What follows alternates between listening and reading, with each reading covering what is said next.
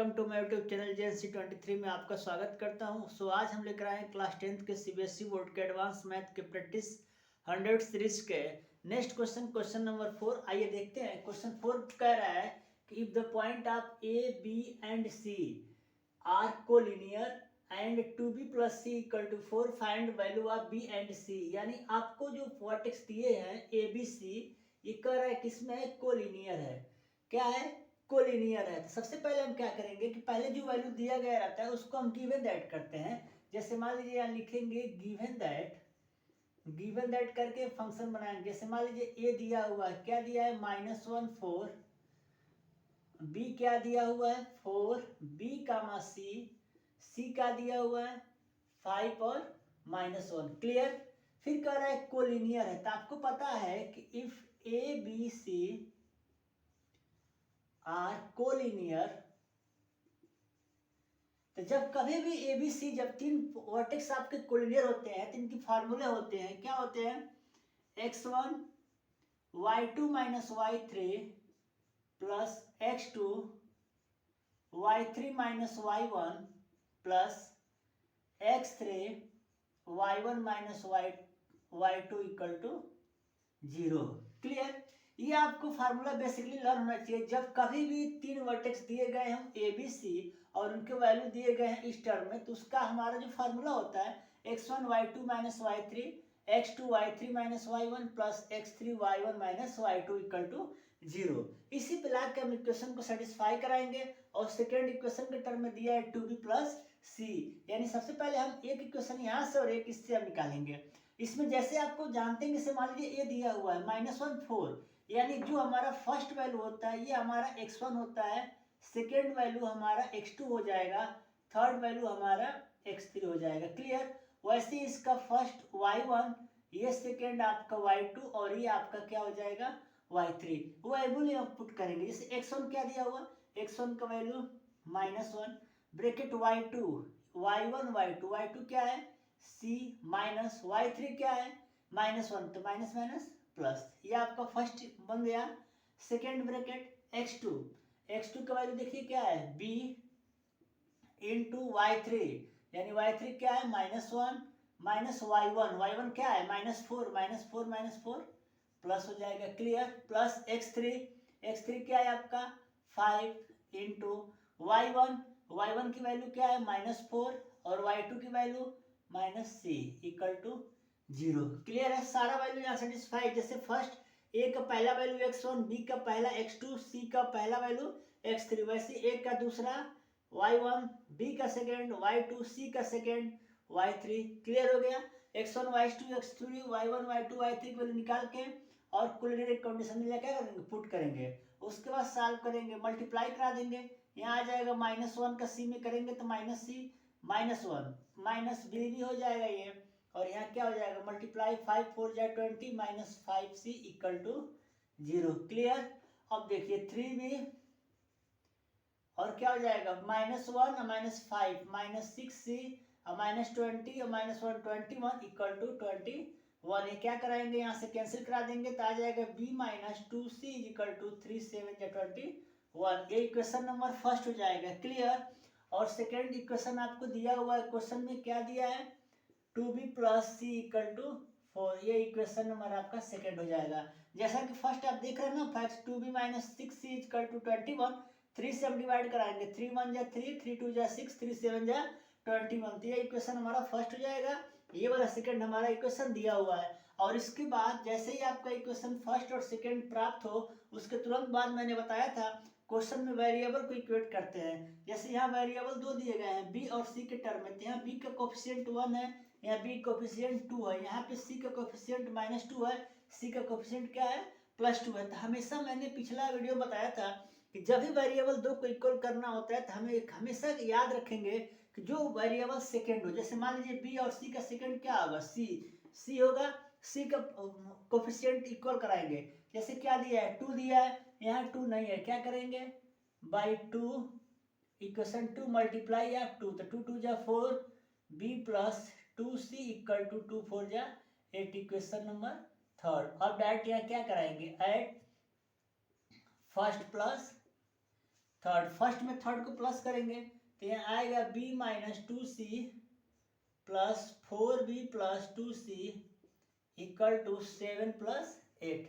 ये क्या हो जाएगा 2c 4b और 5b इक्वल टू 15, तो 5 3 जा 15, तो b की वैल्यू क्या आ जाएगी 3। और b की वैल्यू ले आकर के हम रख देंगे क्वेश्चन नंबर किस में, फर्स्ट में। फर्स्ट में यहाँ b का वैल्यू क्या करेंगे, put in first equation. Equation first में b का मान रखेंगे तो क्या होगा 3 minus 7 is equal to 2c, तो 2c equal to minus 4, c की वैल्यू क्या आ जाएगी -2, तो हमें मिल जाएगा b की वैल्यू 3 और c की वैल्यू -2। आइए दोबारा हम सॉल्व करते हैं क्वेश्चन को। जैसे मान लीजिए क्वेश्चन दिया if the point a b c are collinear and 2b plus c equal to 4 find value of b and c। तो हम करते क्या है, गिवन दैट ये देखिए वर्टेक्स दिया हुआ है ए बी सी का, तो ए का 2 है ना, मतलब फर्स्ट x1 सेकेंड आपको y1, बी का 2 है तो first x2 y2 x3 y3, अगर डी होता है तो x4 y4 हो जाता है। क्लियर कर, यदि एबीसी कोलिनियर में होते हैं तो उस कंडीशन में इसका फार्मूला होता है x1 y2 minus y3 plus x2 y3 minus y1 plus x3 y1 minus y2 equal to 0। Second step जाएंगे तो x1 सारा वैल्यू रख देंगे, x1 का मान क्या दिया -1, y2 सारा वैल्यू पुट करेंगे, इसे हम सॉल्व करेंगे तो 3b minus 6c equal to 21, 3 common कराएंगे या 3 से डिवाइड करेंगे, दोनों बात सेम है, तो 3 से कॉमन कराएंगे क्या लिख लीजिए, मान लीजिए कि यहाँ समझाने के लिए आपको मैं कर सकता हूँ, 3 को बाहर कराएंगे तो b minus 2c equal to 21, तो 3 7 जा 21, तो b माइनस 2c बराबर 7। तो यहाँ से आपका क्या आ जाएगा, फर्स्ट हो जाएगा इक्वेशन, और सेकेंड इक्वेशन क्वेश्चन में दिया था 2b प्लस c, तो 2b plus c equal to 4।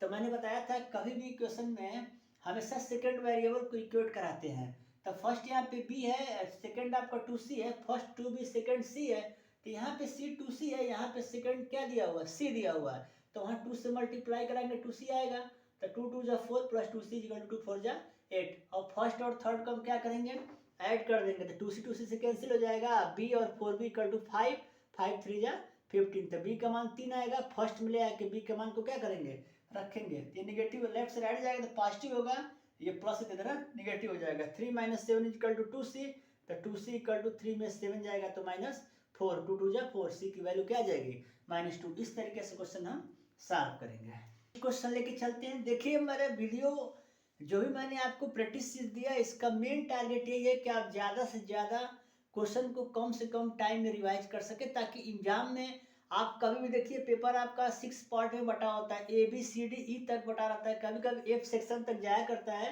तो उसमें तो रहता नहीं है कि अलजेब्रा ही सिर्फ क्वेश्चन देगा, उसके बाद अर्थमेटिक आएगा, तब ट्रेंगल आएगा, तब ट्रिग्नोमेट्री आएगा, उसमें एक के बाद सारा कंक्लूड रहता है, ठीक ना, एक के बाद दिख रहा था। तो मेरा रिविजन करने का टारगेट टाइम यही है कि आपने जो पिछली क्लास या जो पिछले टाइम में आपने आज तक पढ़ा है उस स्टडी किया, उसके अकॉर्डिंग अगर क्वेश्चन आपको अल्टरनेट टाइप से क्वेश्चन दिए तो कितनी कम टाइम में फार्मूला गेस कर सकते हैं।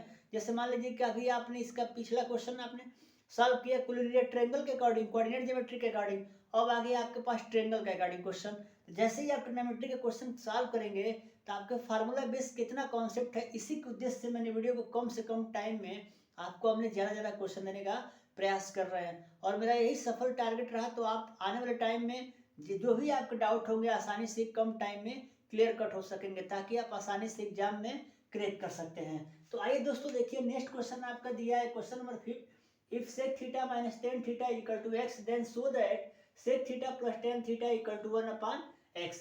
तो दिया क्या दिया, राइट कर लेते हैं। सबसे पहले टारगेट क्या दिया हुआ है, given that sec theta minus tan theta equal to x, equation number first, यही आपको दिया हुआ है। यहाँ प्लस आएगा तो वैल्यू कैसे 1/x होगा, यही आपको प्रूफ करना है।